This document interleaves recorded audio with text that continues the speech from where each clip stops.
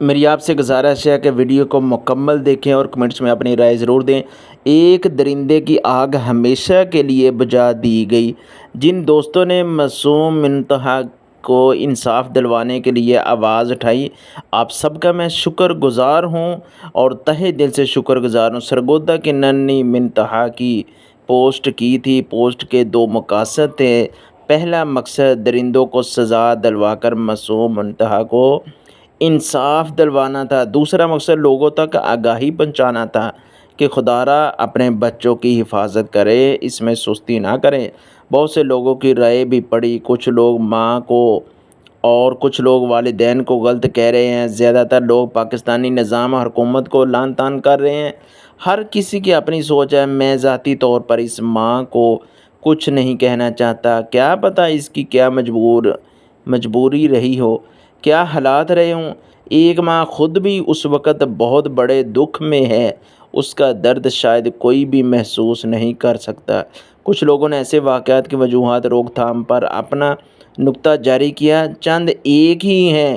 Number 1، لوگ بچے بس پیدا کرتے ہیں، ان کی تربیت نہیں کرتے، جو بعد میں درندے بن جاتے ہیں۔ نمبر 2، نکاح کا عام آسان نہ ہونا اس طرح کے واقعات کا سبب ہے۔ سوشل میڈیا پر فحاشی دیکھ کر شیطان غالب آ جاتا ہے۔ نمبر 3، وجوہات کوئی بھی ہوں، درندگی کو نہیں کیا جا سکتا، جسٹیفائی نہیں کیا جاتا۔ وجوہات کو سامنے رکھ کر ایسے مسائل حل نکال جا سکتے ہیں، مسائل کو کم یا ختم کیا جا سکتا ہے۔ لیکن ہاں، اس سے پہلے ہونے والے کئی سانحات ایک بات ضرور سمجھ آتی ہے کہ ہمیں اپنی بیٹیوں کی حفاظت خود کرنی ہے۔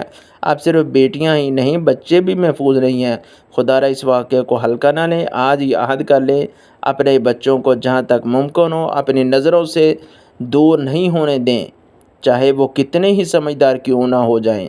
اتنے سمجھدار تو وہ پھر بھی نہیں ہوتے کہ کسی درندہ صفت انسان سے اپنا تحفظ کر سکیں۔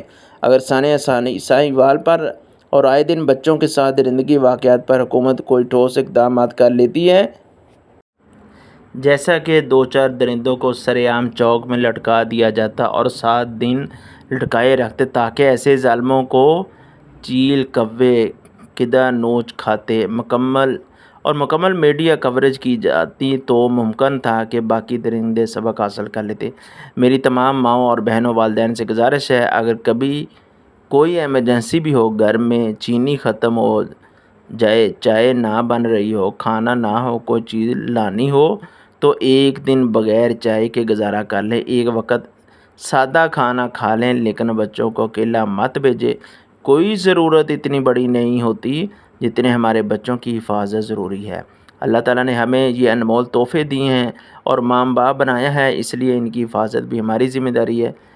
اللہ اکبر۔ میں نے ایک پوسٹ دیکھی تھی جس میں GPS ٹریکٹر وغیرہ کا ذکر تھا۔ یہ چیزیں اپنی جگہ مفید ہیں، لیکن میرا ماننا ہے کہ جس کے اندر حیوانیت جاگ جائے وہ ایسے طریقوں کا بھی کوئی نہ کوئی حل ڈھونڈ لیتا ہے۔ اس لیے سب سے بڑی حفاظت اب بھی والدین کی نظر و توجہ ہی ہے۔